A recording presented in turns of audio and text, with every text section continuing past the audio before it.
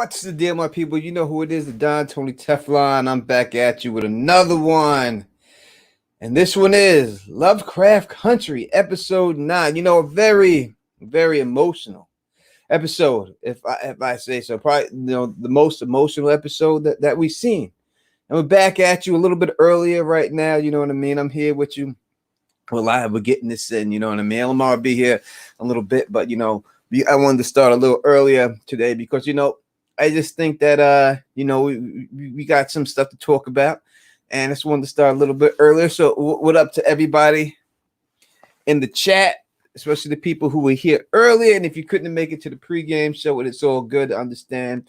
Let's give shots out to the people that we see right here, right now. All right, well, right off the bat, Edward Martin was here, is rocking with us as always. Bernie L, Beef and Bernie L is up over here, rocking with us as always. Don Lee is in the building, rocking with us. Pretty Girl 101 is up in this building. Christy Old Stones is rocking with us right here. Linda R is in the building.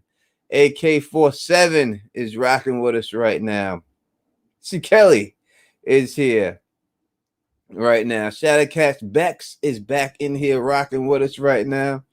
Tammy Hand is up in here. We got a bunch of people.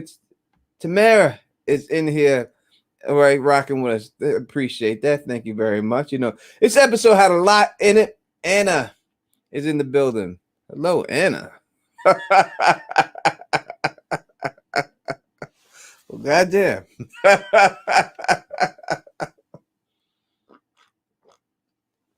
Spill my fucking drink on myself right now.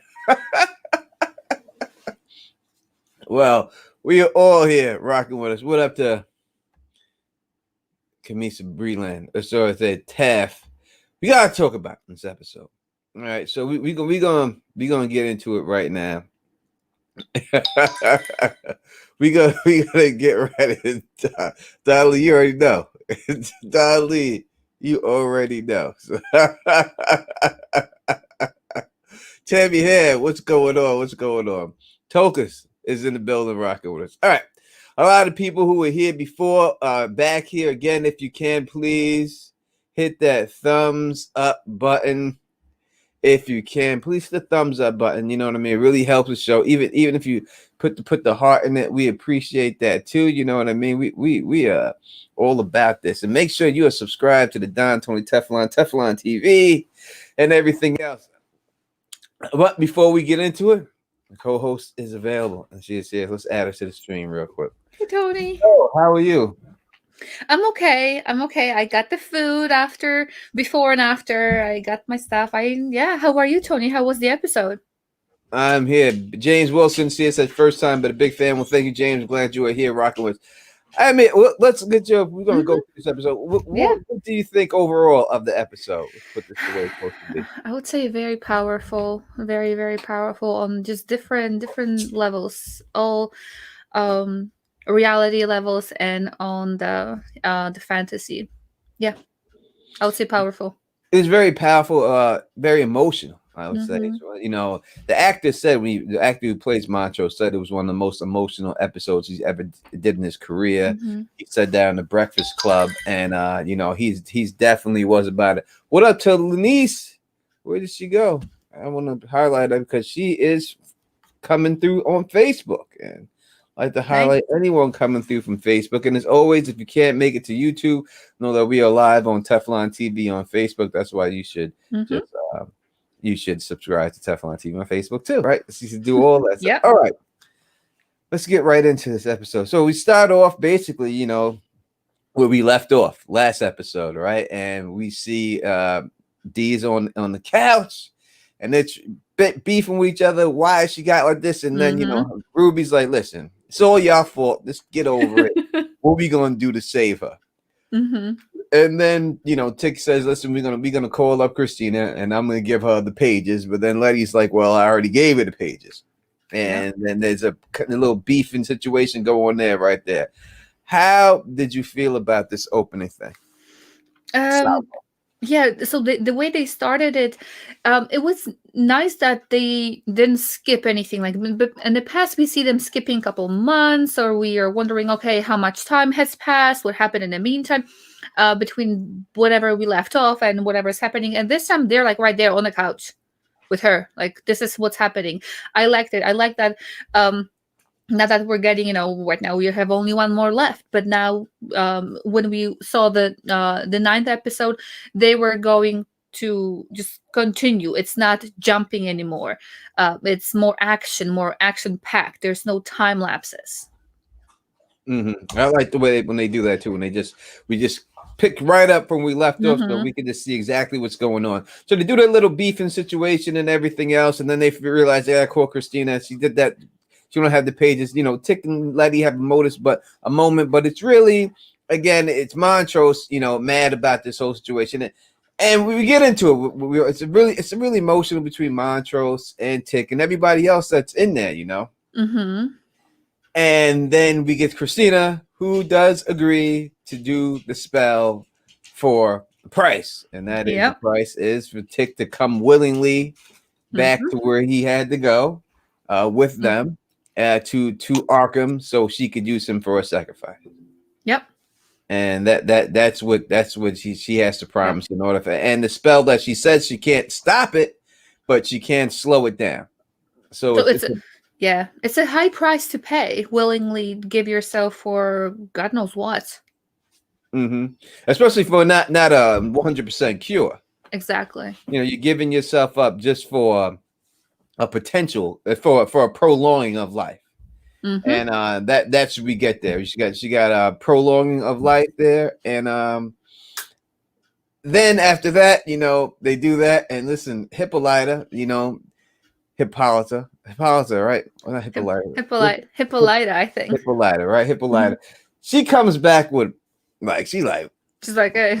you get, but out of nowhere, Right? How did she get back? I don't know how she got back, but she got back and she's like, "What? D sick? Where's she What's at?" up? Right? You know what I mean? And she straight takes control. You know what I mean? And that's what they needed at that particular time. They needed somebody to say, "Listen," to get everyone in order.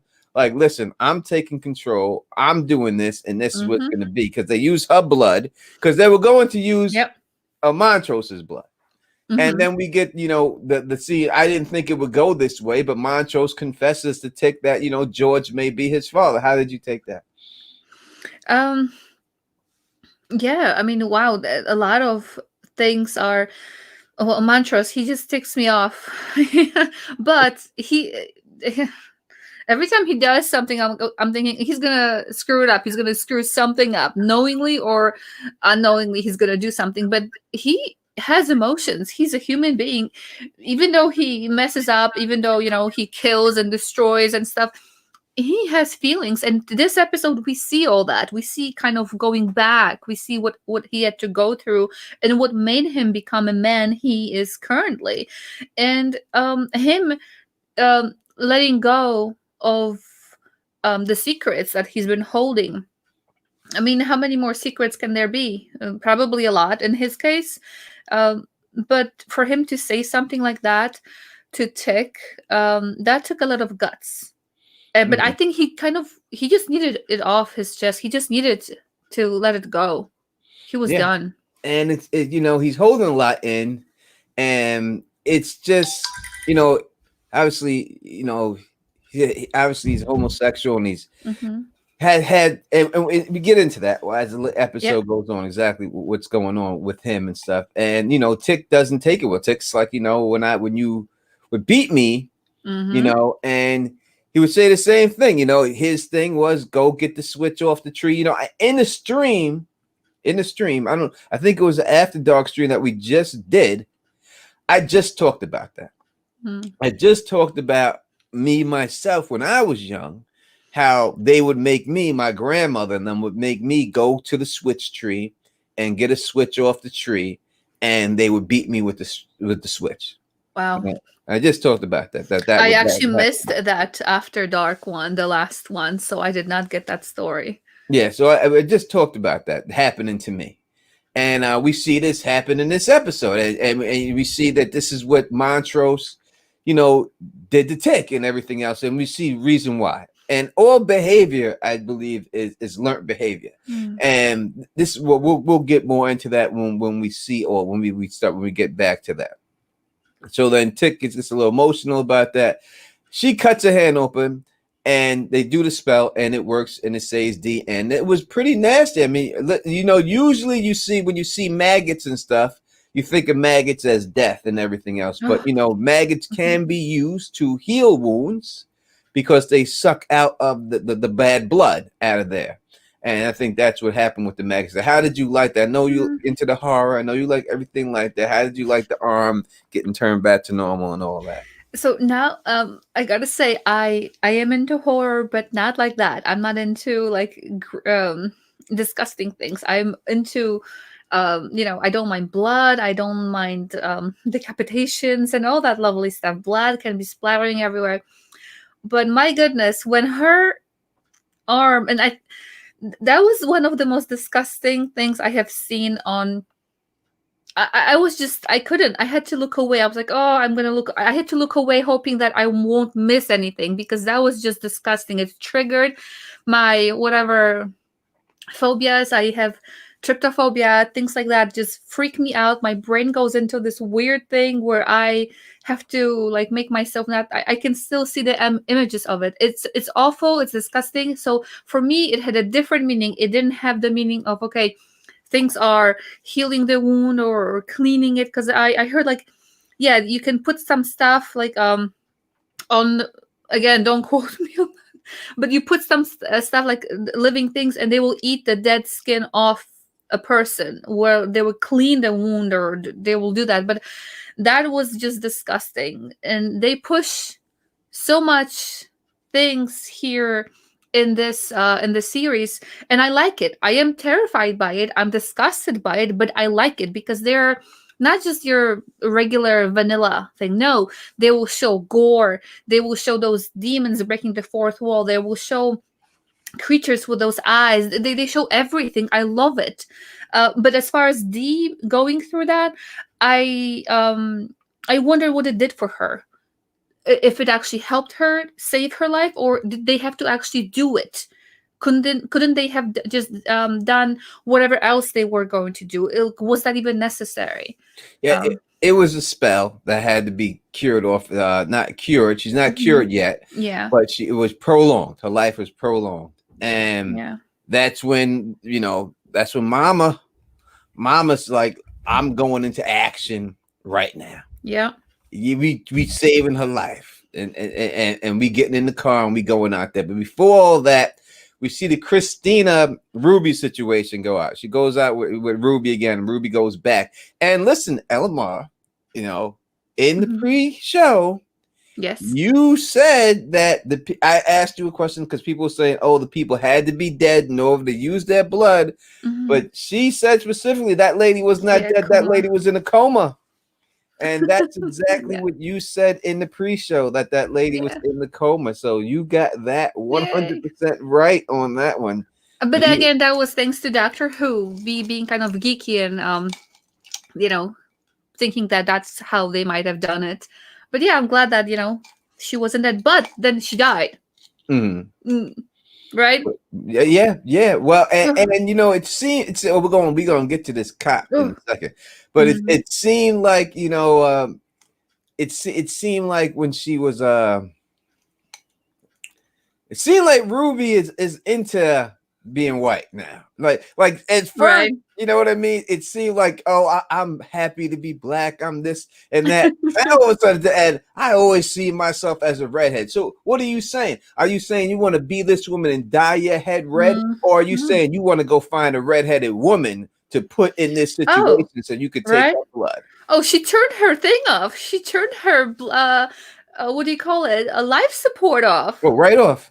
Just like, I always imagine myself being a redhead. I'm like, dang girl, get a wig. Like, what's Yeah, wrong with you? what? Oh, Like, she asked all these no. questions about her, like, oh, who was she? Who was this? Who was that? And she just said, whoop, flip the switch. Yeah. This for the color of red hair. Oh my gosh, that was, I did not like that. Mm-hmm. I mean, just like that. Just turn it off. And I want to be a redhead. And she just does this. I'm like, no. Yeah, so Ruby just took her out just so she can have redheaded color. Right. Something's going on. Ruby's in trouble. She's in big trouble, you know, and only thing she ain't concerned about Tick. Only thing she seen to do was be concerned about her sister. And I don't Yep. even know how much concern she truly has with her sister in the end, if she's willing to kill somebody just because she wants a different color hair. But before that even happened, we'll jump back. We get, you know, I didn't think that Lancaster was dead, and he wasn't. Mm-hmm. And we seen his Frankenstein looking ass Oh. body. And you know, Kiki asked a question, and I think it was confirmed that he didn't have anything in the lower half. It was just the upper house that was sewed onto him. Look at the front Mm-hmm. part of the chest, because it looked like Yes. the back Like it was would cut white. out like that, and Yeah, then yeah. it was Mm-hmm. just the front part of the chest and stuff Yep. like that. So we knew he wasn't dead. And Christina comes in there, and that rock, we get the answer. We talked about that in the pregame, what the rock was for. And I guess the rock was there to prevent him from being able to do his spell to come back to life, to save himself. Yeah. Yeah. The only thing is that, I mean, was he? So he died at the end, right? He died. It seemed like he It died. seemed You like he said she wanted him to die over and over again. 1,000 deaths, A but she has to thousand deaths, settle but for she one. settled for the one. So it seemed like he Mm-hmm. died at this one time. Yeah. I'm still not convinced. That was not that horrible of a death. I mean, he was all obviously in pain, but maybe I just have a mean streak in me. He needed to suffer more, a little bit more. I mean, he was all messed up. Like, what was his like everything was just kind of falling apart. There was a hole by his where his nipples were. Is Mhm. that what I saw? That was just That's what you disgusting saw. and just awful. And you know, But the not cop enough. said we can't go kidnap another N-word Yeah, to save yeah. him, you know. We can't, and so obviously that's what was going on. Listen, I'm gonna say, I'm saying the AK saying it here, but I'm gonna say it again. I didn't see the chat, but again, let me say this: Mm-hmm. no book spoilers, please. Mm-hmm. If you do put a book spoiler in there, they're gonna time you out. You're gonna get Yep. timed out. I don't want anyone to be timed out, but this we just here doing this off the dome. We don't want no book spoilers. So we Yep. appreciate if you just respect that. You know what I mean? That's what it is. So I don't want to see no one get whacked up in here. You know what I mean? But the people in the chat with the wrenches are hitmen in there.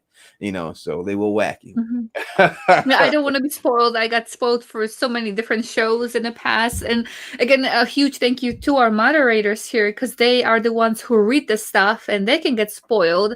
I got spoiled a couple times while being a moderator, but that comes with privilege and a job. So thank you for doing a great job to everybody who's Thank you. We watching our have chats. over 120 something people here right now. Please hit the thumbs up button if you Mm-hmm. can. We truly appreciate it if you do.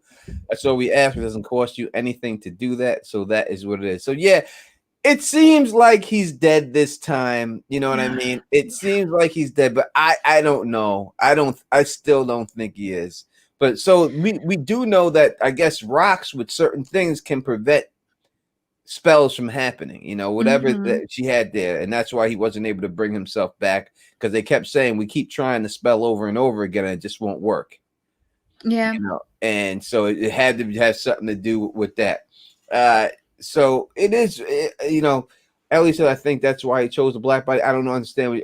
I think it's easier for him to kidnap black people back then and not no one care about where they went, and that's why he took a black body. But it was disgusting when they finally showed it close up with all the Frankenstein marks and everything else like that. It was also when Christy or William at that point was, I guess, delivering or allowing that final death to happen. I found it very curious that we don't see. Again, maybe we do, but again, my memory may be faulty. But we see him dying, looking at William's face. I don't know if we actually see the actual death. Maybe we do, but all I remember from that moment is William looking at that cop dying. Mm-hmm. We see that, I guess, pleasure and just kind of like, oh, I guess that's it. But then satisfaction that it happened, but like wanting a little bit more. Yeah, and he knows that it's Christina, because he calls her Christina. Yeah. Yep. Like he understands what it is, and she says, you know, every time I put on this guy's skin, he dies over and over and over again. Mm-hmm. And I wanted that for you, but I'll just settle for the one death, Yeah. instead. So, I can understand what she's saying when she's saying that, because, she looks in the mirror, she sees, the person that I Yeah. suppose that she cared about deeply, and she, ripped right off her every time. So I could definitely see that. It seems like he's dead this time, Yeah. but I don't put nothing past magic. Right. Maybe bring him back for something, but again, I wonder if it would be bringing back whoever body he also took. So that's kind of letting the victim also die at the same time, because his body was not only his. So I wonder if the people are just used for the body parts, or if somehow their souls are still tormented by that. Yeah. Let's see. Y'all keep saying it didn't matter back then. We're not fighting for humanity right now. I don't think anyone means it like that. So when I think people are saying it didn't matter back then, you could go, you could kidnap a black child back then and do these things to black people and not have the media scrutiny that you would have nowadays. That if you kidnap massive kids, how would it have? I mean, back in the day, if you look at the Atlanta kidnapper, the Atlanta child kidnappers and murderers that happened when the children from Atlanta were getting kidnapped and murdered. It went under the radar. It wasn't really a big thing. It took after like a while before the media picked it up, but eventually they did pick it up. So I think that's what it is. Back then, I don't think anyone cared at all about black people, and the media wasn't picking up any type of story or anything else like that. It's kind of like what they said in the show The Wire, when he said he's a black person, he's dead, but he's dead in the wrong zip code. So it depends what zip code where you live and where people care about it. And if you die in the wrong zip code, people don't really care about you. They're not going to care as much as if it was something else. So I think it's more like that. I think that's what they meant when they said that, Tink. But I understand what you're saying, darling, without a shadow of a doubt. And I think that's why this thing is really a popular thing, because we see a lot of things that happen there, whether it was dealing with Tick and the police, whether it's dealing with chokeholds put on D, that we see that happened back then, that happens again, that's still happening right now. You know what I mean?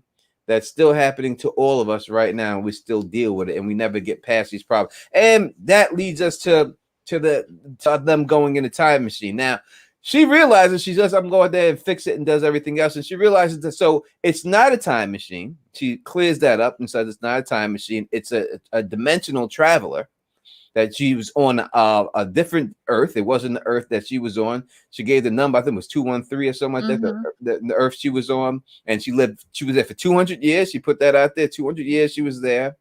But she was able to focus it down on their Earth.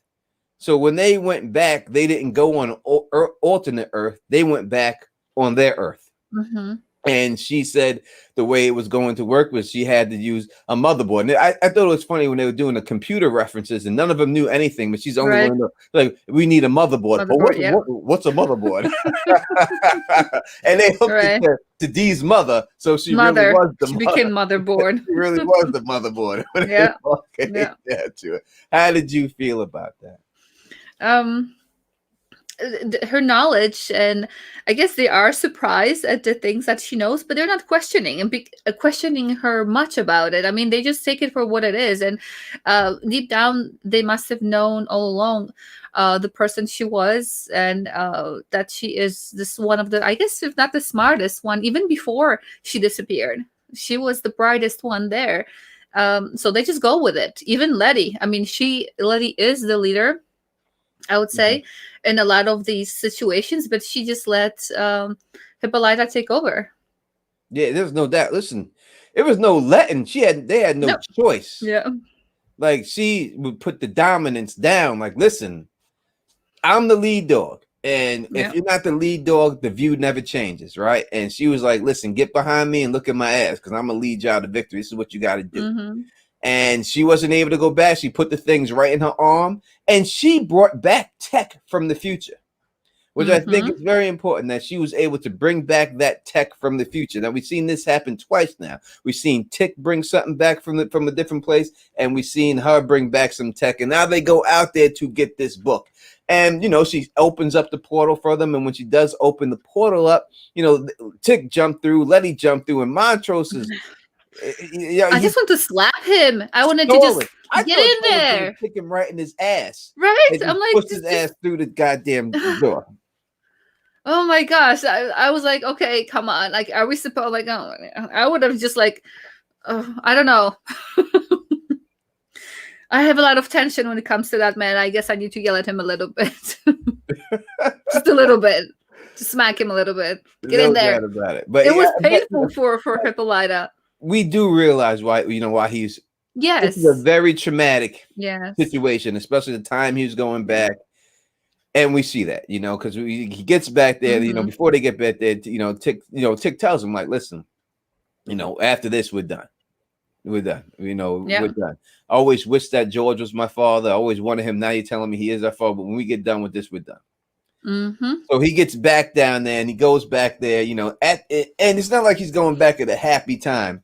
He's going back to right when all the terrible things, went wrong for him and stuff. And then we hear the beating that he took, and he's getting flashbacks of hearing it in his head, the beating that he took, and he's telling the story exactly why he took the beating, because he put on George's suit, and then he got caught putting the corsage that George was going to give to Tick's mom in his hair. Yeah. And for that, his dad comes out there and he makes him pull a switch from a tree and beats him in front of everybody, a whole block. And he's saved by his wife, who becomes his wife later on. Yes. And if it wasn't for her, and his brother just sat there. Now he says, his brother did help him and stuff, but that particular time he didn't. And she got mad at him for not jumping in and sticking up for his brother. And you see, he is drinking. He's kind of alcoholic. His dad was an alcoholic. He was stumbling around when he was doing it and everything else. And he was embarrassed that it's possible that his dad he could have been gay. How did you take the beating scene with the switch? Again, it was a very powerful, like I said, also emotional episode. I just wanted to add something to Montrose. We know that something is up. Like, we as an audience, we know something is not okay. Obviously, he shared parts of what was wrong with his childhood, but they're on a mission to save Dee, to save her. That was the mission. And when you go, I'm assuming when you go on a mission, you go with people either that their strengths, their weaknesses. And if you don't, you kind of let your people know what's going on. Hey, this is kind of my weak point, help me out over here. Or this is my strong thing, like I know how to do this. And I don't think Montrose, but again, I can't blame him. This is, somebody here mentioned that he must have had that PTSD from his childhood, from his entire life in a way. But you don't go into a battle with all your demons attached to your shoulders and don't tell people that you have demons. And then while you're in a so-called battle, well, not so-called, because it's a battle for your life, and then all the demons jump you. This is not fair to you and to the people who are there with you. So I was just, again, disappointed with him not being more forthcoming with what's going on, what exactly it is. But also, I understand why he wouldn't say that, because it's too traumatizing. As far as the beating, that is just horrible. Public humiliation, it's something nobody wants. Nobody wants, and it is really, it messes somebody up. And from my childhood, I don't know how it was here back then in school, but in Poland, you would be basically humiliated by your teacher if you didn't, like, you were tested in front of the entire class on anything. They can pick on you, they can shame you and laugh at you, and you would have, I know people who actually had, in a way, PTSD from teachers yelling at them, teachers hitting them and making fun of them and everything about them, their families, just because they didn't know the answer, and that's from a young age. So Montrose being hit like that in front of the neighbors, in front of just people, the neighbors, people who were there, and then I just can't imagine how awful it must have been for him, because not just humiliated but beaten. Yes. Yeah. And I think that that's the thing. Now, I know in the black community that I grew up in and everything else, a lot of my black friends, I've seen them get their ass kicked outside. And I remember when we were little, we would laugh about it. You know what I mean? I remember my friend Kareem Ross, his dad beat his ass. I remember all right, this is what I remember. My friend, this guy, Victor Bruchette, and he was going to get beat, and we knew he was going to get beat. And my brother's friend Michael Reed was over the house, and we had the tape recorder. And we knew that every time Michael got beat, he would get beat in the bathroom. So before it happened, Michael took the tape recorder and hit record and hid it underneath the toilet seat. And we recorded him getting spanked and beat up by his parents. And I remember it word for word exactly what happened. Like I could hear the tape because I listened to it so many times. And we laughed about that. You know, we laughed about it. We played that tape for almost everybody in the neighborhood, and we laughed about that whole situation. You know, my whole childhood, I laughed about that. We titled the tape was called Victor's Spanking, you know, and we let everybody hear that and everything else. This is what was learned. I was saying, with all this beating and everything else, it's a learned behavior. You know, when and it goes back, and a lot of this stuff, this trauma that black people deal with, goes all the way back to slavery. And you know, people say, "Oh, well, you weren't alive during slavery. How does that affect you?" It still affects you. You still people who reap the benefits from slavery still reap those benefits in this world. And when you have emotional distress from that time, it still reflects itself in the black community. It goes even when I was younger, and I would get in the darker skinned black people wouldn't accept me and didn't want me around because I was too light skinned, and they didn't like that. I mean, that all goes back to the field slaves and the house slaves, and how the lighter skinned house slaves would be able to work in the house, and the darker skinned slaves had to work in the fields. And it all goes back to all that, and it's just born in you.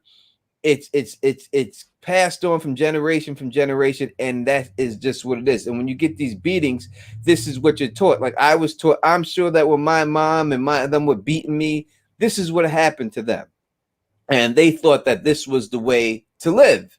This is what you were supposed to do. So that's why they did that to us. They passed it on to us. But as I said in the stream, I think it was my generation that put an end to that, because I got beat so bad. I remember getting, beat, bad. And I always said I would never hit my kids. And I never did hit my kids because of that. I think it was just different with them because they grew up in different times. It didn't make it right. They was 100% wrong for doing that. But I think that is what it is, and that's what happens. And I think that, that's what Tick realizes when he sees his dad getting beat like that. He realizes that this is why his dad beat him. Not that it was right, but he could understand exactly why he wasn't doing it. I don't want to say he wasn't doing it at a mean place in his heart, because obviously it's not a nice place in your heart. But it's this mentality that you went through. It's a trauma you suffered, and you're passing it on to your kid, and unwillingly. And I think that is exactly how it came down, especially for black people and everything else. That's how stuff was passed on, and as I said, I went through a whole lot of stuff growing up, and not just from white people or anything else from my own family, but from black people. As I said before, there was a lot of black people who didn't accept me, didn't want me around because I was light skinned. They used to hate me. I used to get called, white N-word. People used to always think, "Oh, you mixed. You ain't black. You mixed. You ain't one of us." And that was it. And that wasn't the case. But that's what I always got. Things like that. That's the way it went down in the black community. And I think that's all because of what was happened to us, the traumas that happened to us all the way since back in slavery. And you gotta remember, slavery wasn't that long ago. When I look at it, like my mother's grandmother's father was the first person in my family that was born that was born out of slavery. So when you really look at it, it wasn't that long ago. So and all those things still hold weight today. So It's so easy to forget kind of history um when it's like not happening, let's say, to uh, just one generation, maybe two, and it's so easy to forget that.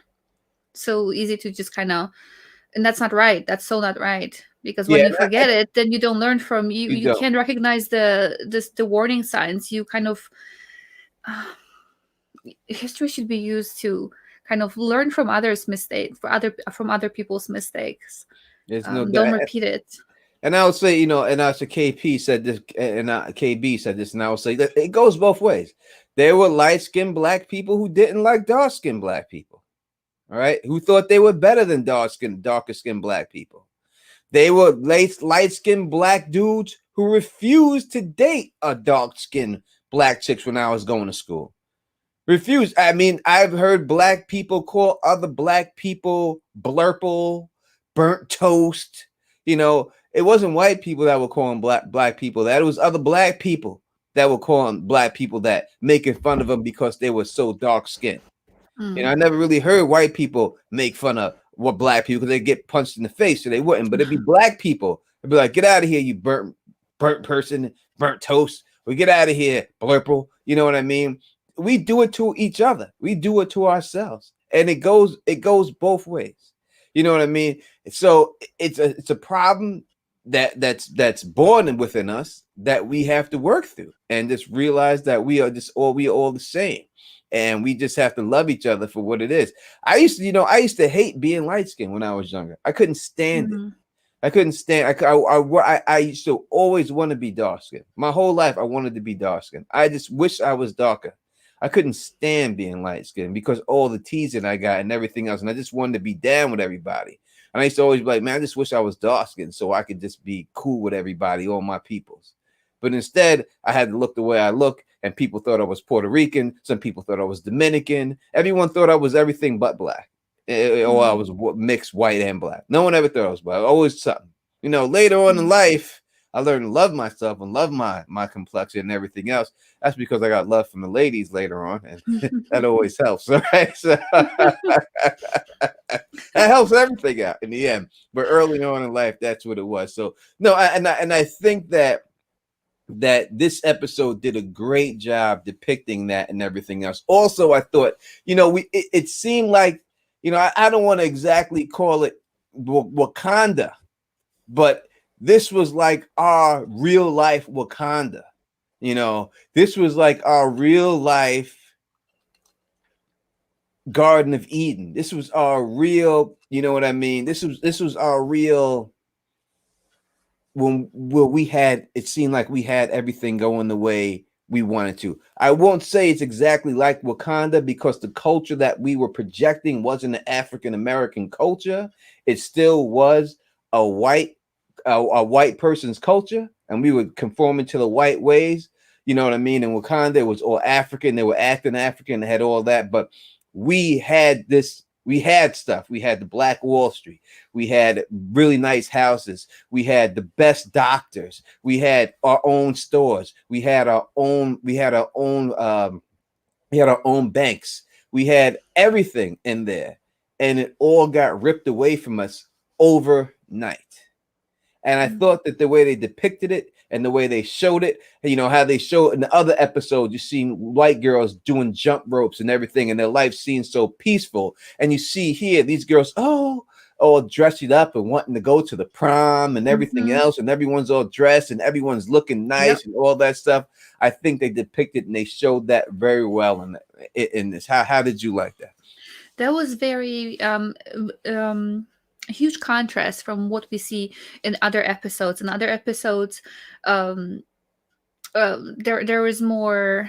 You wouldn't. I don't see black people as feeling free when they go around the city or to the store. They um, are always they were always looked at like they were intruding. And during this episode, it was so refreshing to see um, them just being. themselves, not having to look, oh, will I be let in here? Will Do I have to wait until this white person comes through first? Do I have to wait my turn? No, you can be yourself. You can be free. You can be you. You don't have to look over your shoulder. That was so sweet. When what was she getting her fitted for her, whatever, on her hand? Was she getting her the thing for the prom, the flower for the prom, or in a store? There was something happening. It was just so normal. Like that's how it should be, but it's not like that in those other episodes.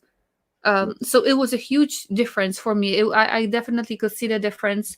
And then we obviously see what happens to that place later on. The same day, is it? Like it's the Yeah, same day. it's the same exact Hmm. day when it goes out. And I would like to, comment. Yeah, that was not the only place in America where black people were prosperous. That is the one that got destroyed. That's the most famous for being destroyed. We had other prosperous places. I'm sure everyone's seen the movie Rosewood.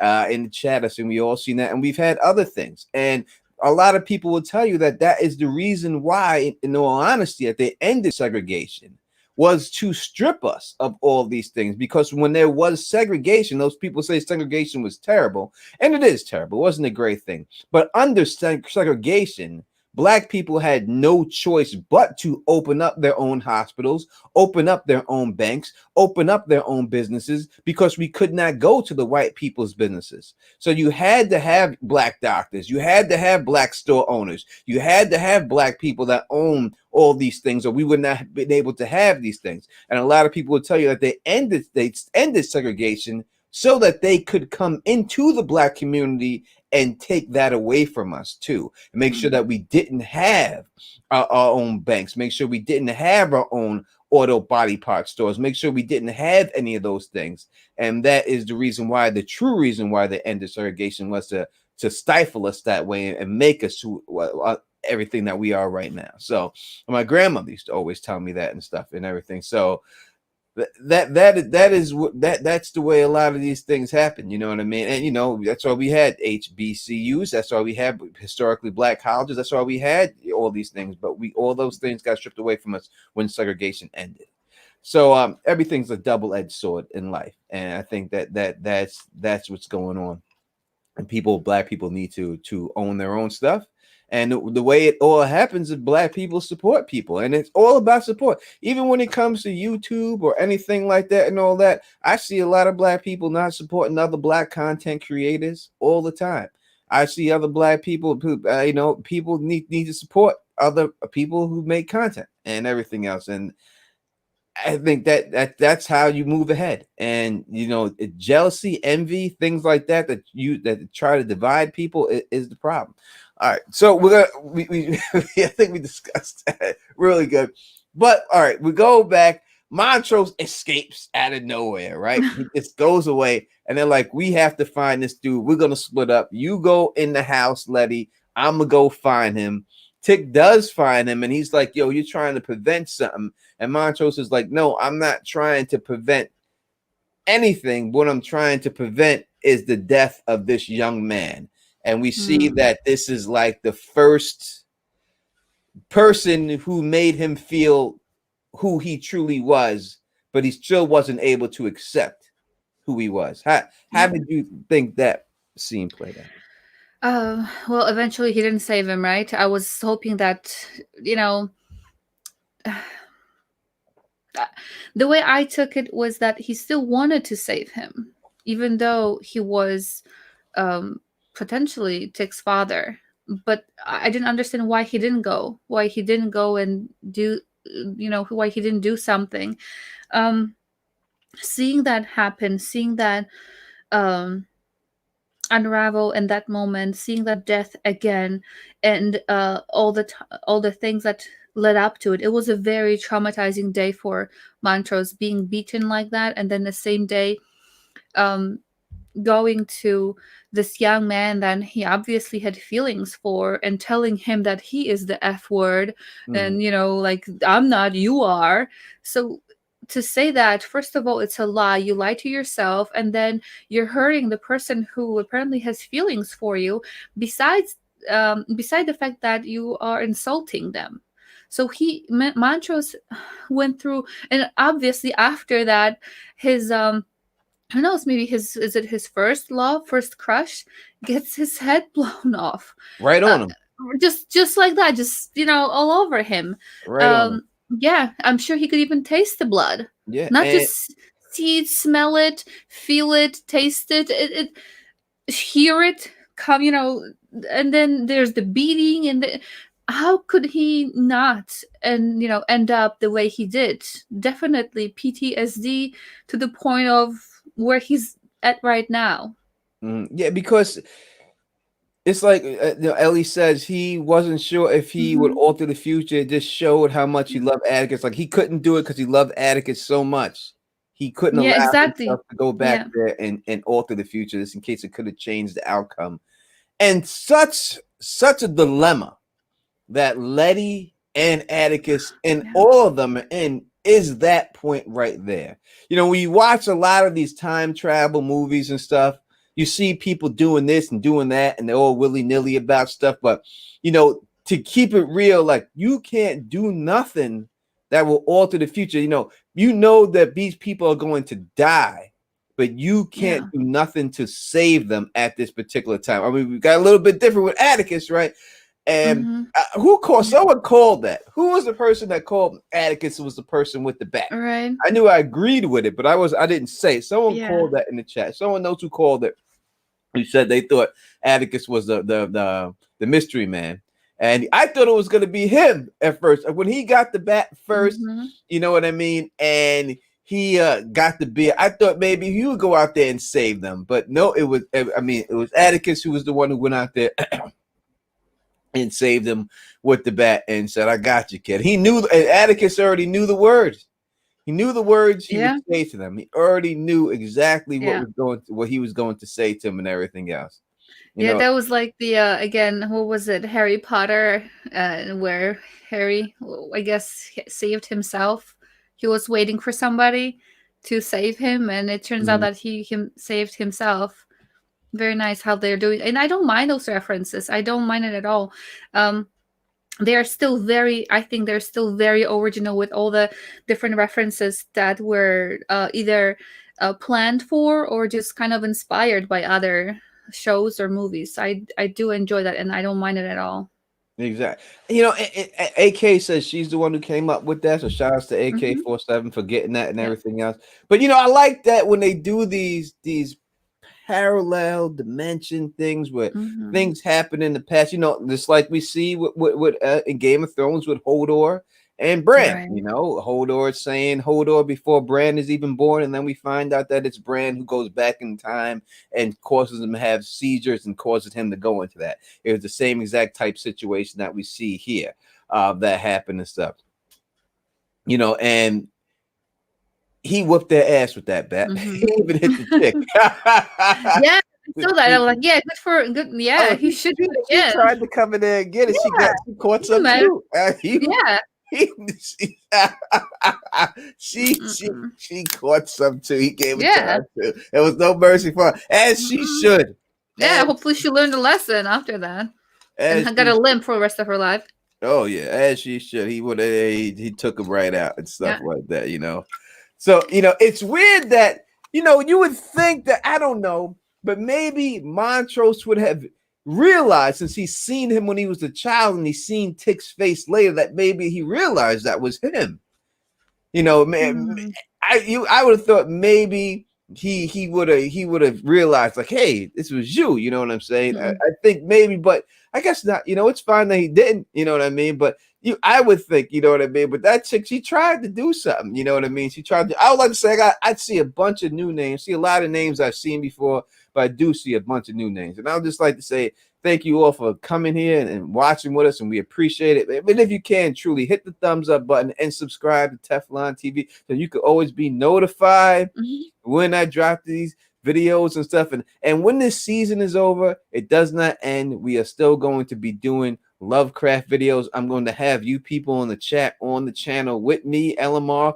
We're going to have Mhm. you on here, and we're going to Yep. recap the episodes, go through and break down what we think is going to happen in the next season. Hopefully we get that next season. It hasn't been announced yet, but hopefully it does. So make sure you subscribe so you can be a part of all that goody good stuff and all that thing. And it truly, truly does appreciate it. You know what I mean?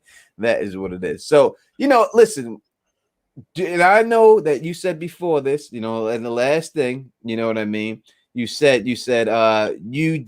had something going on with Montrose, you didn't really like him too much and everything else. I'm asking you now, after seeing everything, do you still feel the same way, or do you have a different feeling for Montrose? Um.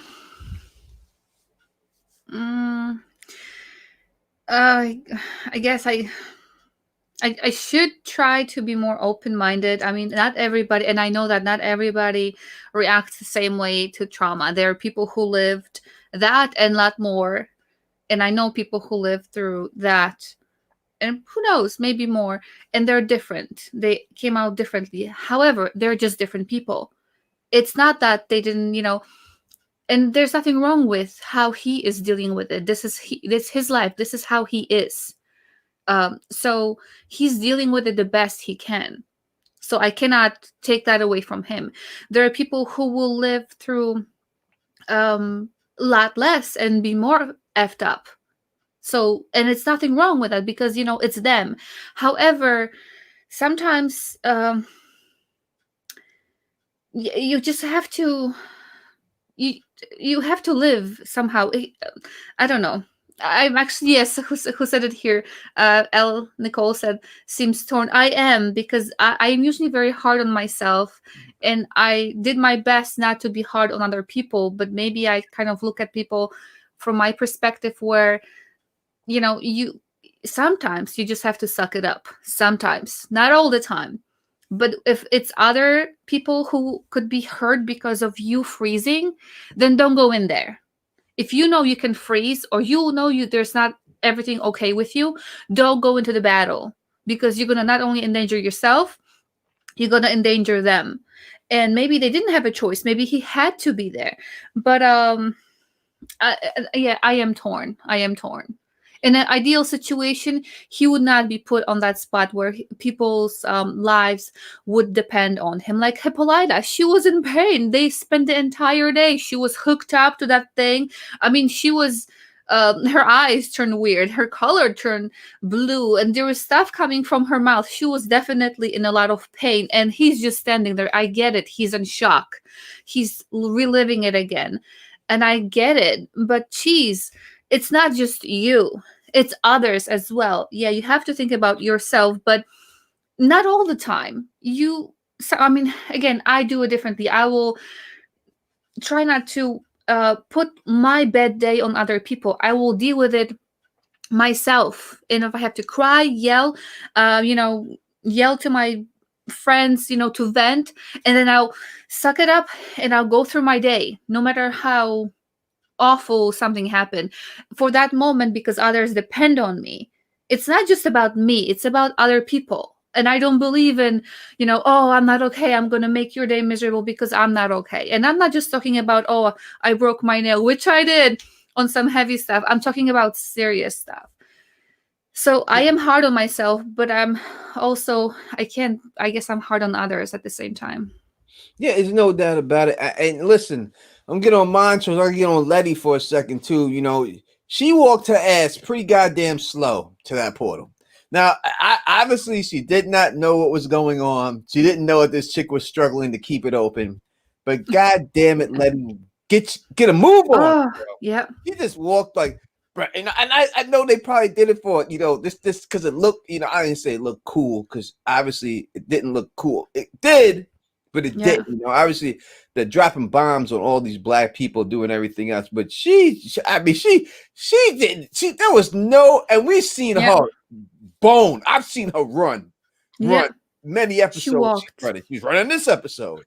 But not this time. All of a sudden, she just walking. She's strolling right through the bombs. She ain't got no, and I don't know if those pages are mystical, or maybe if she keeps stuff close to a body, they don't burn up. I don't understand that. But let's talk about Letty real quick. Let's go into that part.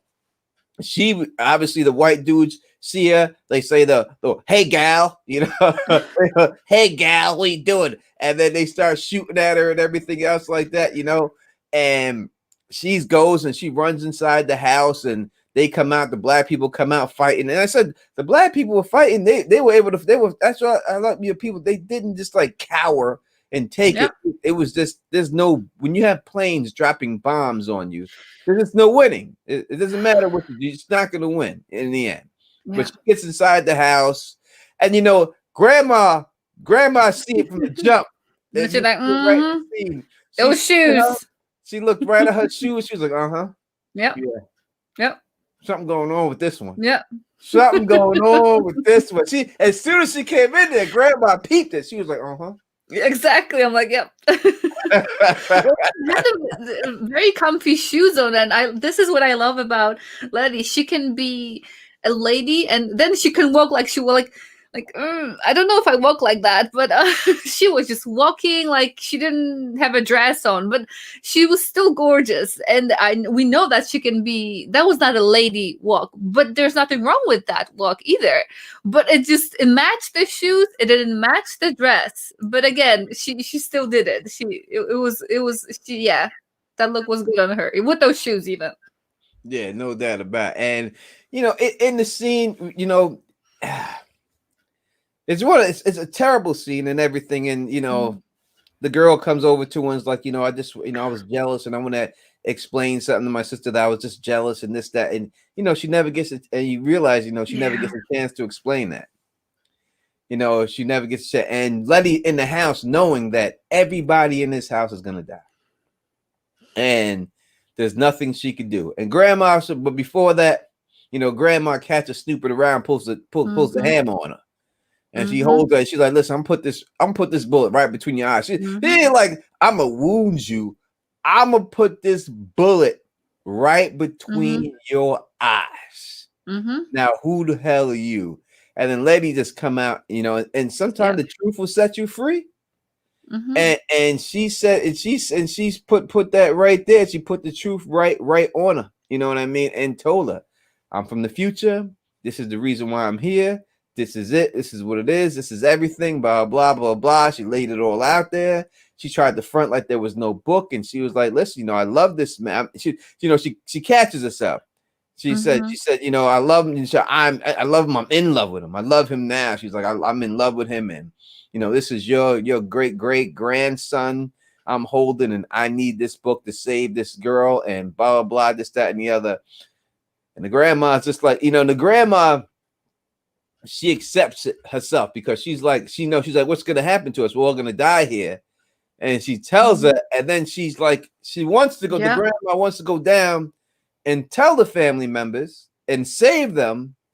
But she realizes that she can't do that in order for the future to happen the way it's supposed to happen.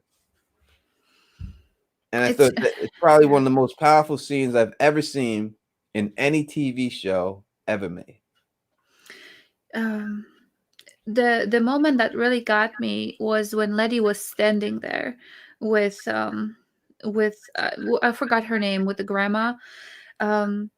She didn't cower, she didn't run, she didn't turn away, she didn't close her eyes. She held her hand and she stood there until the woman was dead. She technically didn't have to stand there. She could have just walked off. She could have walked through the bullets or whatever else they wanted to do. But she chose to die or not leave her in her death. She couldn't save her, but she stayed there until her end. That was very brave of her to watching somebody die, and that kind of death too. Death by fire. I don't know what's worse, fire or drowning. Fire.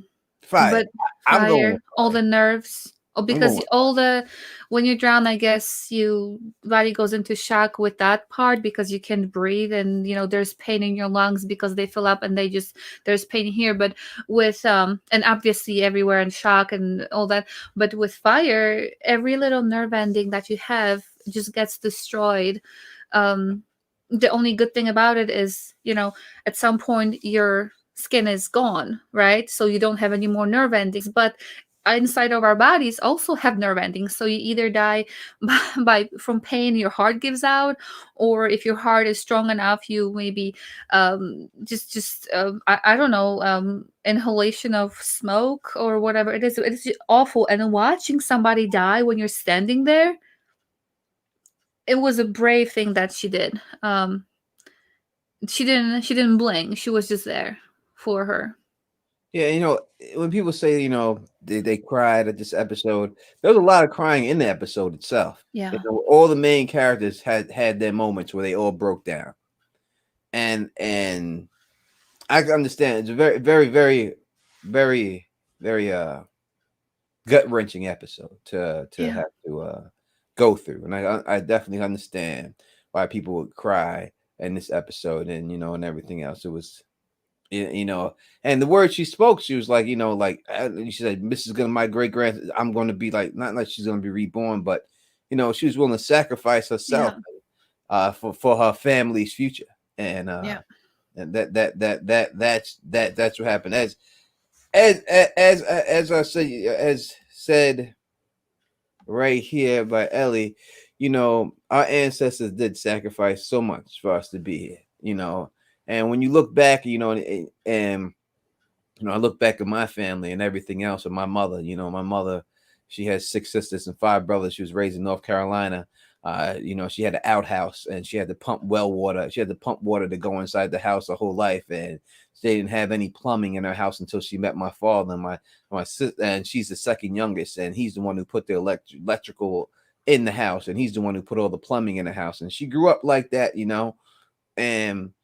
and she tells me stories about everything. How she go pick black eyed peas, pick butter beans, pick watermelons, do all these things her whole life, and try to go to school and everything else. And how when she did go to school, when she went, and school was they put people in white schools, black people in white schools, that Ku Klux Klan would come out there and her bus, and they had a drill they would have to do, and they would jump underneath the seats, and the Ku Klux Klans would take the Confederate flag and bust it through the windows, and glass would fall, and she had scars still on her from that she slipped on before when she's trying to get underneath the seat, that were on her legs and on her feet, that she permanently had on her body because of these incidences. So when I hear stories like that, and I hear things that my grandmother went through, and I hear things that my grandfather went through, and I hear that all these things, and it's not just my family. It's every black family in America has a story like that happened to them. When I hear about these things like that, and everything that we all went through and we've been through, and we still here. And I think that's what people truly have to realize. We still here. We went through all that. We went through all this abuse that we still go through now, whether it's the police, Malcolm X being assassinated, people being assassinated, our towns being destroyed, our kids being killed. It's been going on for over 250 years, and we still here. We still here. And I think people have to realize that we have overcome all that, and we have to play, and we have to pay much respect to the people who got us here, our parents, our grandparents, who didn't have it the way we had, didn't have it as good as the way we had, and they still were able to endure and everything else. I You think know, the stories that grandparents tell their children. My grandparents told me the stories of from the war, right? And those stories stay because those are the first person accounts, what they went through, how they fought for their lives. And when you hear it from somebody you love, it has or somebody you care about, or somebody just tells you that here when you're, let's say, sitting by their chair or something, and grandma or grandpa tells the story of this or that. It's different than seeing it on TV, and different than reading it in a book, because this is actual person telling you what they lived through.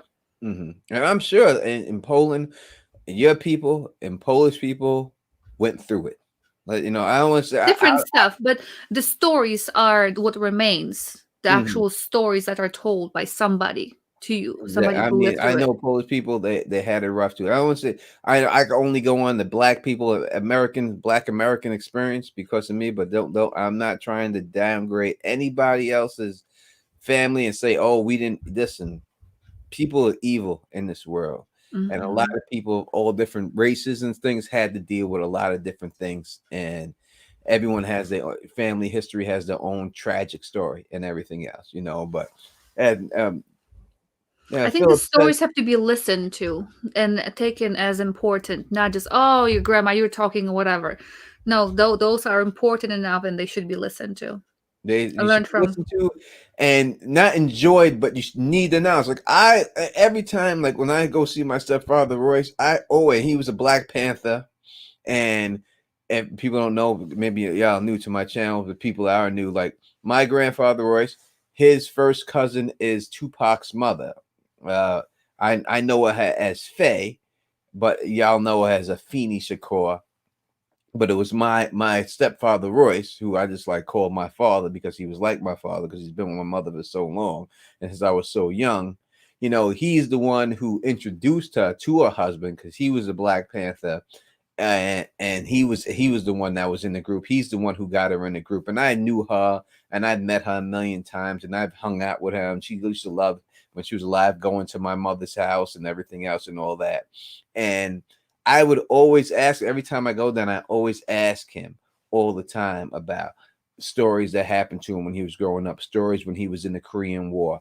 I want to know everything. I love to hear all that. I love to soak all that stuff up because I know that one day when he passes away, all those stories are going to be gone.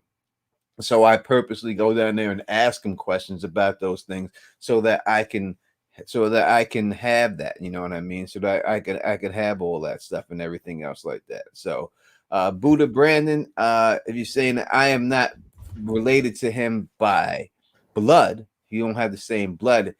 His first cousin, my stepfather, is his first cousin. I never met Tupac. I was supposed to meet him before he died. I spoke to him on the phone a couple of times, but I had never got a chance to meet him. When I was supposed to meet him, it was supposed to be a family reunion, and he got killed right then. And that family reunion turned to a funeral. My mother was at the funeral. I have all the documents from his funeral and everything that was given, his obituary card and all that stuff. I have all that. But I met his mother a couple, at least 4 or 5 times. I hung out with, and I said, I don't call her Feeny, I call her Faye because that was what her name was Faye, and all the family members. We don't, no one called her Feeny. We all called her Faye. Anyone knows that's family knows that we called her Faye. That was her name, and Faye just happens to be my kid's mom's name. So she would go, oh, she was all about that because her name was Faye too. That So is a very pretty name. I was just going to say very pretty. yeah, so that's what it is. So that's what that is. But I'm not here to talk about that or anything like that. What I am here to talk about is that what I mean is that the stories that we get from Hmm. people that are older than us are Yeah. truly important, and you should really try to soak up that knowledge when you can, because that's not knowledge that's not going to be around, and reading about it in the book or hearing about it from someone, it's not the same when it's your family member that's telling you and everything else like that. It's a whole totally different experience. So and when you respect your elders, and if you have a grandmother and everything else like that, talk to them and ask them about how it was for them when they grew up and everything that they went through. You need to know that. It's very important that we know that, and then we pass these things, especially these kids now and their video games. And I played video games when I was young. I don't want to be like, oh man, oh kids playing video games. Yes, I played video. I played ColecoVision and Atari and all that stuff, and then Hmm. television one and television two, Atari 5200, Atari 2600, Commodore 64 computer. I played every video game when I was, so I understand what these kids are doing, but you have to give them more than that. You need to respect these old people who are here before us, and get Yeah. all soak the knowledge up as much as we can. And when you think about it, people are memories, and the decisions they make and memories and their stories. So again, we see them going back into the past and kind of be part of those stories. So definitely that should be, they learned from their history, right? They knew Mhm. where things were. There was a picture, there was a photo, there was a memory. So they did use knowledge of their past and past of their family members to hopefully give Dee a chance to live. So obviously that was probably not the message, but I guess one of the messages, because each one has a message, each episode has a message, and obviously the series has a message, many messages overall. But yeah, live. Listen to those stories that they are there. They are the memories, and that's all you have left after people are gone. You only have the stories that they left behind, and hopefully you were, people listening there, you all were, willing to listen to that, so you can have those memories for yourself.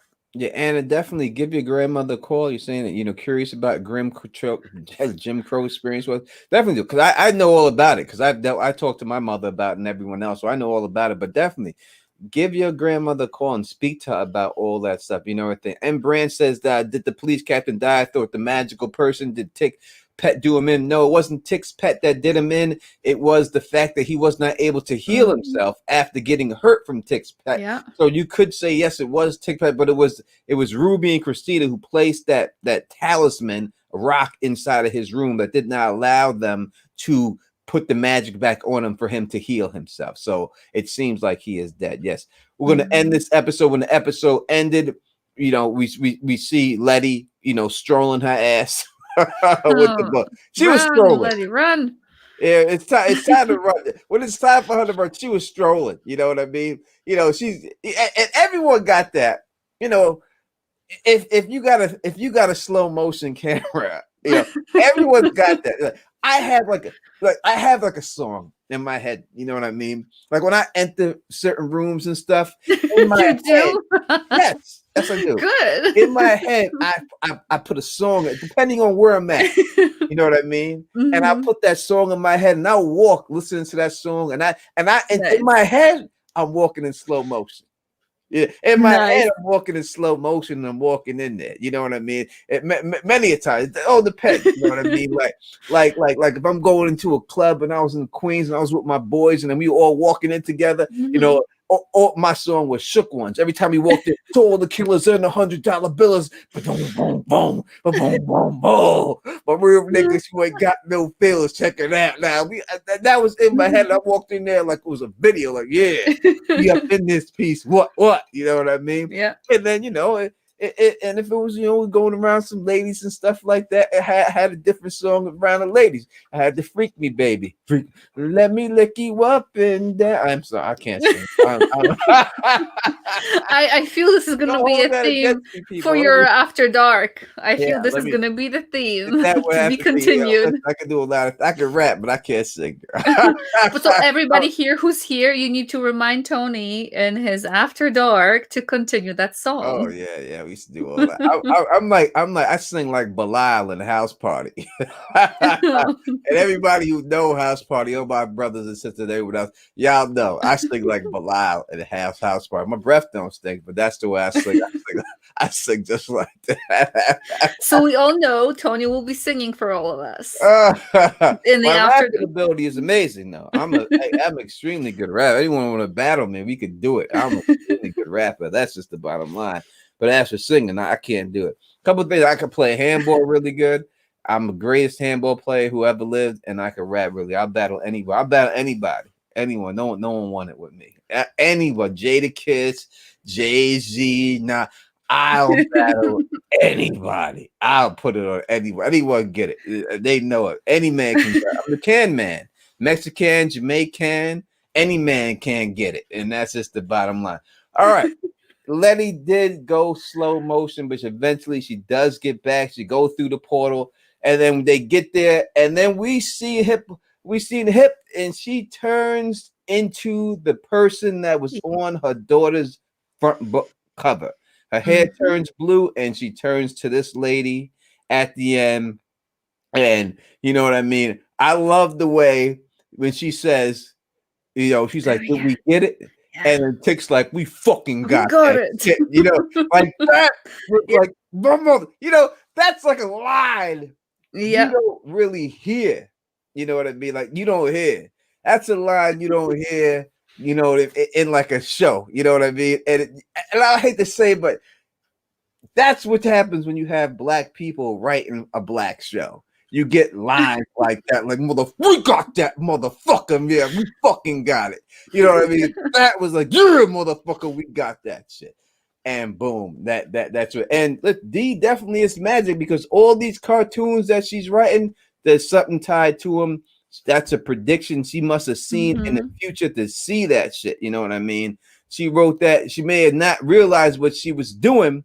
But we got someone else on Facebook in here, Valerie Jackson. Thank you, Val. Listen, as always, if y'all can't get the YouTube and you want to see what's going on, definitely Teflon TV on Facebook. You can watch everything that we do on there too. And I post a lot of stuff. I talk a lot of shit on my Facebook page. So if you just get on there, if you want to know like really what's going on, in my life, go on Facebook, Teflon TV, because I post all the behind the scenes shit up in there and everything else and all that good stuff in there.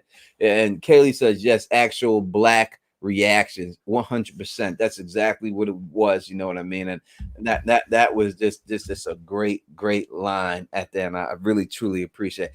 Listen, it seemed like it was a little shorter this episode than the other ones. It seemed like, I don't know if anyone else felt that way, but it felt like it ended like at least 5 minutes earlier than every other episode. But I was happy with it, that everything we got from it. I truly had a good time. I hope everybody had a good time up in this piece, rocking with us there and everything else like that. Let's say we're gonna rank this episode on a scale of 1 to 10. What can we put in there? What did we have? We had a bunch of different things. What can we put this as? Scale of 1 to 10. We usually put something uncomfortable. The only thing that I found uncomfortable were those maggots, because we did the skin, we did the heels of the shoe. Or we'll go scale of 1 to 10 maggots. Maggots. That's 10 maggots being the best. Or we could do rotten arms. We can just say blue hair. We got Thank you. Yes, blue hair. It has to be beautiful, positive image, not those maggots. Scale of 1 to 10, blue hair. This chick wants to kill someone for red hair, right? You got one lady who's willing to kill people for red hair. To be white with red hair, not just to have red hair. No, to be white with red hair. And we got one person who got blue hair. KB says he gets to the 8.8. That's a very specific number. 8.8. Couldn't go to 9. 8.8. Teacher 1460 says 11 out of 10. 11 hairs, blue hairs. Carbon Ultra says 9. Anna's an 8.5 on this. She's got 8.5. Tamara Anthony 8.7. We've seen a lot of 8s. Oh, see, we get anything. Fernandez T 8.5. Keisha 8. Miss Swift 10. John Haymaker 10. 9. Val 10. Don Lee 11. Yeah, 11 on there. Miss Switch a solid 8. M Branch 9. Maya loves you, and we love you too. She's got 9 up in there. Vanessa's giving it 10. Kelly gives it 9 maggots. Toga's 9.5. Brittany 10. Ebony got a 9 up in this piece. Who else do we got? Right, John Haymaker got a 9. 8.8. He got 9 great grandmothers burning. Alicia Goody 9.5. AK is 8.5 in the blue hairs. What is your ranking, Elamar, for this episode? I'm torn between 9.5 and 10. I don't see. It was emotional. It was dramatic. It was heartbreaking. It was powerful. I don't remember something that took me much out of it. So between 9.5 and 10. You between the 9 and the 10? 9.5 and 10. So that's just 9.5, right? I mean, between 9.5 and 10, 9.75 would be like 9.7, 9.75. 9.75 would be between 9.5. So you go 9.75. I guess. Right there. Flossie, you got 8 red ruby hairs up in this biatch. Look, there's a whole bunch of people I've never seen before. And I really hope y'all subscribe to Teflon TV. Hit that thumbs up button. But the most important thing is to subscribe. I'm going to have a new video dropping tomorrow. You know what I mean? And I did have the winner of the $25 Netflix gift card. I don't have it down here, so I'll just put it in the video tomorrow. But someone did win. I'll put it out there tomorrow, and then just come watch the video tomorrow, and you'll see it. All right? And that's what it is. I'm going to go with a 10 on this one, without a shadow of a doubt. I think that it deserves a 10 with Mm-hmm. the way that it thanking you, Garden Lock Lady Bird, for putting my link in the description. I truly appreciate it. In case people can't find it, even though they're here, sometimes people can't find it. You know, I got to go with a 10. It was very Mm-hmm. emotional. It was very well done. It Yeah. was very well acted. I think it opened up a lot of people's eyes, and it made me feel, nostalgic about learning about, seeing everything that went down and everything. I think this did a really great job. But everything in it, this worked for me. Even the Yeah. Christina, the Ruby stuff, everything else, all that stuff worked for me. I had a prediction of what I thought it was going to be. I got some things right. I got a lot of it wrong. But I think the fact that I wasn't able to predict everything just like that is what makes this such a great show. You should not be able to predict everything. If it is, they might as well Mm-hmm. just have me writing the show. But the fact that Exactly. you can't get everything is what makes it truly a great show. And subscribe to Ella Mars channel. We have it right there on the side.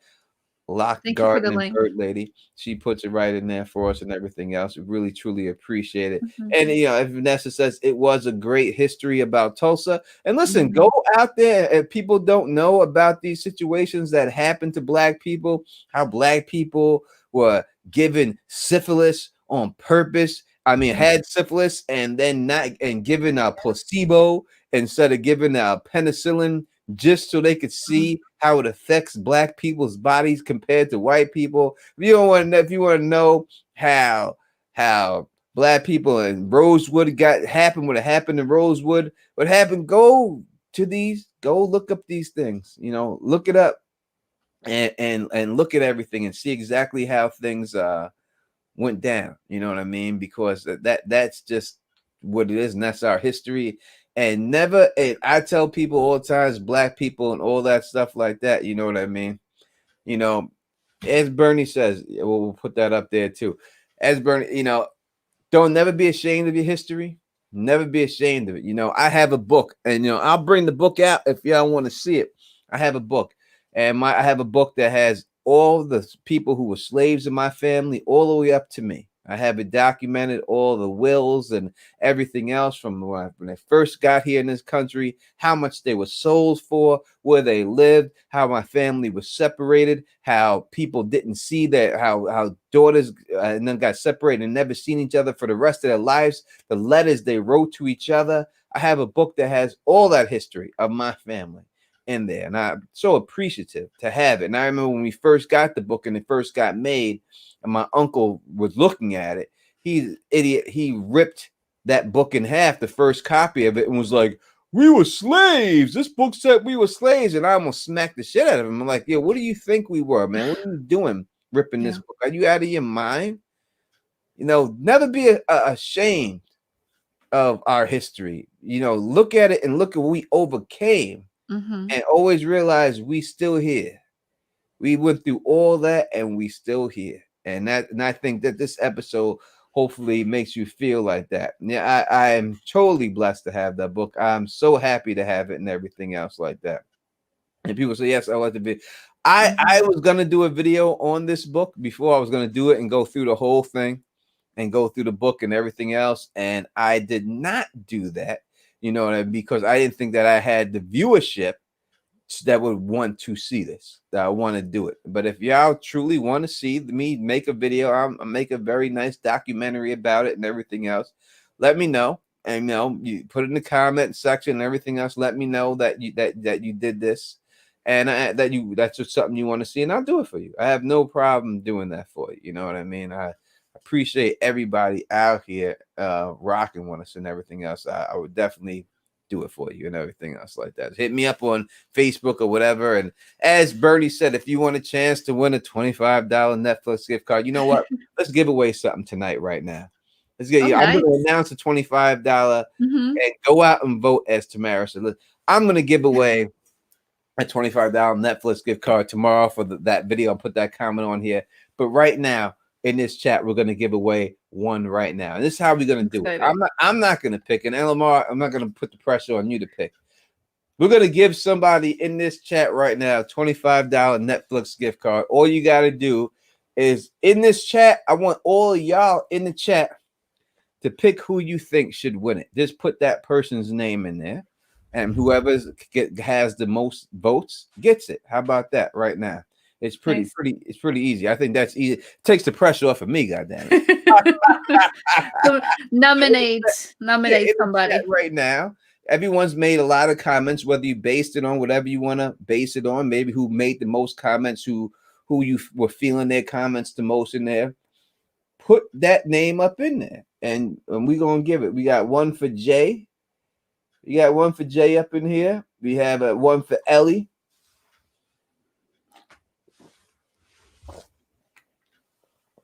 You have Tamara. KB says Montrose. Yeah, Montrose don't get it. No, he should get it, but something different. We got another one for tomorrow. We got two for tomorrow. KB. KP. Got another one for tomorrow. We got one for Alicia Kingston. Christia Oldstones. So far, it looks like Tamara is in the lead of all this. Rise Crown Carbon OG. Is there someone named Carbon OG up in here? Who's Carbon Originals? I'll nominate you. We got three. Oh, it's Carbon OG's Carbon Original. You got another one for AK. AK did a fantastic job the other night. Also, we got, I think it's like 3 for AK. You got Carbon Originals has a few. There doesn't seem to be a Tamara. Got another one for Tamara. There doesn't seem to be a consensus. Yeah, there's a lot of people. Another one for Tamara. Carbon says me. That's cute. Another one for AK.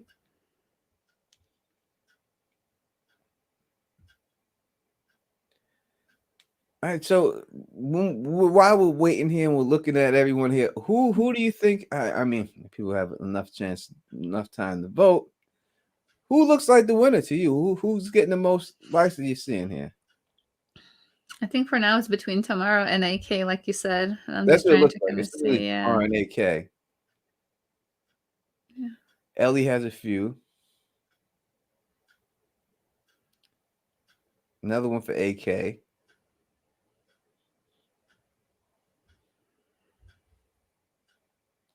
Can I nominate myself? Yes, you can. If you're that bawdy about it.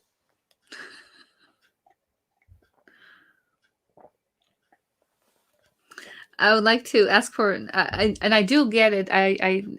You all were great. The conversations you were having with us, with one another, that was wonderful. I wonder, what made you decide for AK and Tamara? And then not that I don't know, but I think they would like to hear it too. What was interesting, or what made you think that? How did they make you feel that you're choosing them? So and I agree with that too. I'm going to say that it's Tamara and AK. I'm going to go with the tie. And you know what? I'll give them both a gift card. How about that? So Tamara and AK47, you both win awesome. $25 Netflix gift card. All you got to do is hit me on Teflon TV on Facebook, and I'll tell you exactly how you get it. I'll send it out to you tomorrow, because that's nice. how I get that. That is so generous. We'll give congratulations to AK and Tamara. We'll give you both a card. How about that? You know what I mean? That's what it seems like. So tomorrow, and I expect to hear from y'all tomorrow.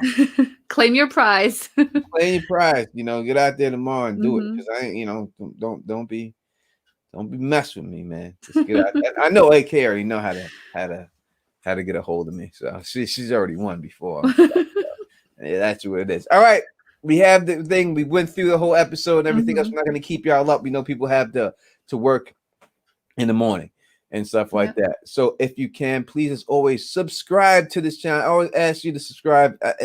That's all I ask, and everything else. That's all I ask for you. Is subscribe to this channel. And actually AK is she writes to us. She says, please gift mine to Carbon. Please give mine. So we have two Tamaras. We have Tamara and Tamara Anthony, right? I think we're going with the first. It's just Tamara, right? It was that one? I don't know. Yes, Tamara. All right, Tamara, you hit me up. You give me that and everything. And she said, yeah, congratulations, other Tamara. And I guess like I said, Carbon Uh-huh. is Who the getting hell is one Carbon? instead of AK. Yeah, Carbon, then if that's what AK wants, just hit me Thank up, you, AK. Carbon. That's All very right, hit me nice. up, and then I'll send it out to you. Thank you, AK, for being generous. But That before is we very go, as always is customary on Teflon mm-hmm. TV, I will ask you to rep your hood.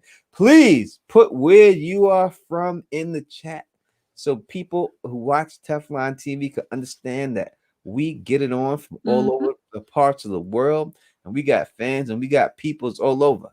You know what I mean? Just put where you from, where you repping, and that is what it is. And I'll read out as many as I can Yep. right now before we get up out of here and all this stuff. So right off the bat, we got let's go through it right now. Danielle Lopez is from Chi. We got a bunch of people from Chi-Town. And Lamar's repping Chi-Town. We Mm-hmm. got a bunch of people from Chi-Town up in here. Carbon rocking from DC. We got Peter Griffins rocking Chicago, Illinois. Detroit, the D is in the building, rocking with us. Little Garden Lady Bird rocking from Georgia. The Peaches, Georgia Peach, baby. You know what I mean? Don Lee repping Akron, Ohio. 4-time LeBron James. Fernandez T, Southern Cal. Pretty Girl 101 is in Ohio. Oh, just like Don Lee. There we go. We right. John El Monte, California. Tammy Han, the Mitten, Michigan, up in there. Christina of Old Stones is from Queens, New York, like the Don Tony Teflon. Jay, uh, Jay is from Fort Lauderdale by the way of the Bronx. You from the Bronx, girl. Kingston, New York is where Bernie is repping from. Let's see what else we got here. Cali 616, Brooklyn, baby. We got Buddha is Bed-Stuy, do or die, Brooklyn, baby. Bed-Stuy. I used to hang out on Gates Avenue all the time. Had a great time on Gates Avenue. Used to love it over there. Windy City is in the building. Susan Little, New Jersey. Flossie, NYC. That's a big place. You could have put your borough, but NYC works. USA, Memphis, Tennessee. All right. We got Miss Swift is from North Gray, New England. Is in the biggest. Jay Cruz is rocking in Vegas right now. Came all the way from Vegas, chilling with us out there. We got C. Kelly is from Bermuda. Look at that. We got someone from Bermuda, Ohio in the building, M Branch, Brooklyn, right here from Sharif. Got a bunch of people from Brooklyn rapping with us right now. Went to Haven, Florida from Brittany B. Anika, New Orleans, Brooklyn, another person from Brooklyn, Harlem World, baby, in the building, Uptown, baby. We get down. Doris Williams, Midwest, Tamara Anthony, Louisiana, baby's rocking. Someone from Kentucky, Keisha's rocking from Kentucky. Hot Birmingham, Alabama, the home of Deontay Wilder, former heavyweight champion of the world. Who wrote Deontay Wilder's children's book? That'll be me. I'm the one who wrote that book. So go buy that book. I wrote that book. So Mm-hmm. maybe I'll give away a couple of those children's books. We'll see what Mm-hmm. happens. Brooklyn up in here. BX all day in this piece right now. Everybody, Felicia is Felicia in Hawaii. Who doesn't want to be there in Hawaii? You know what I mean? AK in Ohio from the Bronx. And Cassandra is from Pasadena, California, repping. We'll do one more. I think I see one more here. We got a couple more, but I can't do them all. So Miss T is New Orleans in here. JC is from Dallas, and Tink is repping Atlanta, Hotlanta. Thank you all for joining us. As I said, we will be back next week. Listen, midweek, I'll probably do a midweek thing going on. We did the midweek before with AK. It lasted 3 hours. We're going to try. We're not going to do the 3 hour. We got a lot of people watching them. I'll see if I can do the midweek one later on this week. I have a new video dropping tomorrow. Check that out and everything else. And if not, you can always find After Dark stream on Friday nights. On Saturday nights, we'll be doing that. And then we'll have the pregame show for the finale. God, it's all over. It's so sad. The way you say it, Tony, don't say it's all over. It's so sad that the show is over. It just got here. It just got here. And it's like, just when it got here, it is what it is. Yeah, that's sad. Anna Sierra, aka LOL, Alicia King said, "Rude black women have it tough enough here." We do, and appreciate all of y'all. You know what I mean? I appreciate everybody out here and all this stuff like that. And I appreciate everybody chilling with me as always. So if you like the way I do this, please thumbs up this, please spread this across the realm, and please subscribe. If you need a thug mug, you know you have to go to the After Dark stream. You have a chance to win one. You And won't regret it. that's right. And until next time, you know who it is. Peace. And stay sexy.